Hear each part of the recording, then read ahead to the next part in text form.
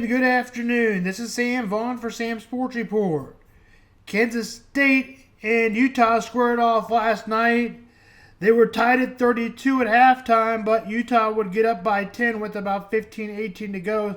So a good start for the Utah, but by 11 minutes to go, Kansas State had got it down to 2 with a scoop layup.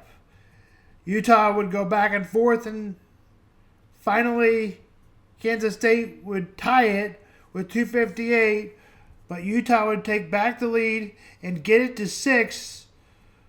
But Coleman Hawkins hit a 3 from a logo to get it down to 3, literally at the Utah logo almost. He hit it from 3, but Utah made the free throws at the end and made 10, and that jumped over the Wildcats. The difference in the free throws, 74-69, Utah made 10 more free throws than Kansas State did. Also were on the rebounds. Utah rebounded them by more than 20. Raiden Hitson hit some threes, but the Cats needed more. Ersan Ase is becoming a really good player. He was a beast inside and finished with 21 for Utah. Final was 74-69 Utah. Utah has won 2 in a row, both beating Kansas State and Kansas. Utah still needs more work to get in the tournament, though, it looks like. Kansas needs to get this game against BYU. They've dropped from 1 to 23. And I thought I saw at a poll they dropped to 25. But haven't really seen that since. 1 to 23 is not good. KU has seemed to get worse off of conference play, which is not a typical Bill Self team at Kansas. Bill Self is the head coach at Kansas. They have another tough one against BYU tonight on the road. BYU, they're a good team. Will be tough game at BYU. They're just barely getting the tournament, so they'll be fighting for their lives. BYU player to watch out for, Rachel Sanders. Players to watch out for, Kansas, Hunter Dickerson, Zeke Mayo, Wiley Griffin could help the Jayhawks go far in March. Wiley Griffin would be one of those keys. The Jayhawks haven't got what they wanted from him this year.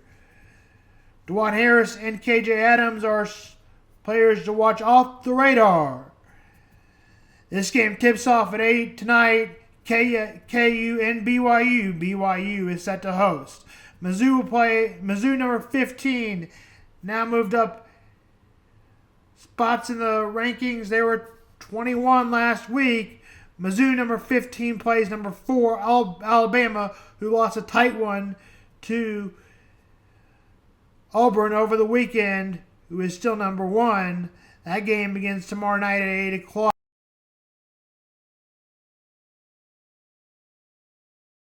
Now let's dive into what schizophrenia and schizoaffective disorder is, the difference, and I'll read the definition to you before we get into characterized by perceptions, emotions, and social interactions, hallucinations, delusions, disorganized thinking, speech, flat affect, inappropriate emotional response, withdrawal, social activities, cognitive impairment, difficulty remembering and solving problems, manic episodes, extreme anger, euphoria, and impulsivity. That's bipolar disorder. That goes along with schizoaffective disorder. Schizoaffective disorder is a mental health condition characterized by combinations of hallucinations, not real delusions, disorganized thinking, social withdrawal disorder, manic type and episodes. We get into all that in bipolar, which some people have worse on schizoaffective symptoms and some people have less. Some people with any kind of disability with depression or whatever can also have problems with depression, medications, anxiety, and what you do for coping skills, and if a job helps you, and how that helps you. And we talk about how the first effect and how some of us go in and out of the hospital and some of us don't. And we include more, and we touch on NAMI Greater Kansas City, and they offer 7:15 to 8:30. Now let's touch on more. That's Sam Vaughan Sports and Sam Vaughan Mental Health. Here is a video of talking about what the difference of schizophrenia and schizoaffective is. Today's video is on schizoaffective disorder and differentiating the element or elements mental health clinicians use to separate schizoaffective disorder from schizophrenia. My name is Joseph. I'm a psychiatrist working in Australia. We will also touch on some of the symptoms and signs people with schizoaffective disorder experience in this video. Schizophrenia and schizoaffective disorder at times can be a challenge to tease apart. Sometimes you need a good long-term history to tell the two apart. When you review the American Psychiatric Association's diagnostic criteria, which is widely used across the world, you can compare the diagnostic criteria for schizophrenia versus schizoaffective disorder. And what you will notice is that schizoaffective disorder needs both a psychotic component and other mood components, whilst for the diagnosis of schizophrenia, there does not need to be any mood disorder. If you were going to take one thing away from this video to help differentiate between schizophrenia versus schizoaffective disorder involves a mood disorder, and it is self-evident in the name of the condition. Schizoaffective, affective being another term for mood. For a diagnosis of schizoaffective disorder to be made, there needs to be an overlap of mood symptoms and psychotic symptoms. They need to be occurring at the same time as well.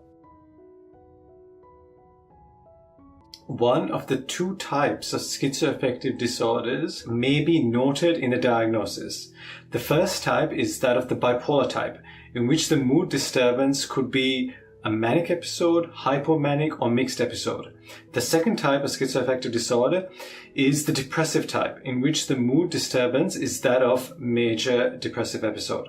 The signs and symptoms of schizoaffective disorder include delusions, which are fixed false beliefs, hallucinations, incoherent speech, bizarre behavior, symptoms of depression or symptoms of a manic or hypomanic episode, along with impaired functioning, whether at a social or at an occupational level. By impaired functioning, we mean not being able to cope at home or at work. So there you have it, a short video about schizoaffective disorder. Thank you for watching. We put out mental health videos on YouTube and Facebook every Sunday. Hi Jake, how you doing? Good. How are you, Sam? Good. We did an interview a while back about schizoaffective and bipolar type. I think we had some coping skills, maybe about NAMI. Similar subjects, except when I talk about schizophrenia, I'm going to read you the actual definition and schizoaffective disorder. So let's go the basic one that everybody seems to know more about, although schizoaffective is getting more noticeable, more publicity, but not a lot of people don't even really know what schizophrenia is, so they probably don't know what bipolar type is. I mean, they've all heard it. There's a lot of stigma behind it. They've all heard it, but what they think is that they're just like, okay, you hear voices, you're crazy, probably. Schizophrenia is a chronic mental illness, that health condition that is characterized by descriptions, thought process, perception, emotional interactions, hallucinations, disorganized false beliefs, disorganized thinking and speech, flight effect, withdrawal.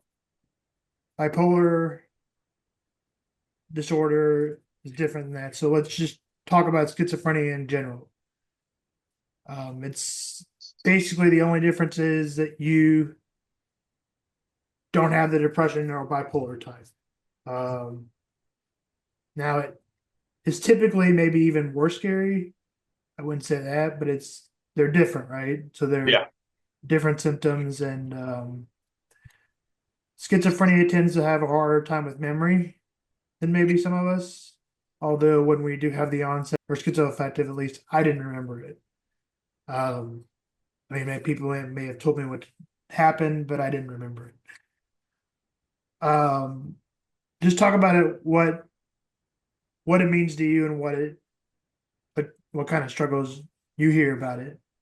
What schizophrenia means to me? Yeah. Okay, so just want to make it clear right now that I'm by no means a mental health professional or a physician or therapist or psychiatrist or anything like that. I'm just a person with lived experience with schizoaffective disorder, but I'll talk about schizophrenia. Schizophrenia is basically a psychotic disorder which involves hallucinations, delusions, paranoia, and hearing voices. And basically what it means to me is it's basically those symptoms. Managing the symptoms is to me the most important thing to keep in control of my illness with the schizophrenia part.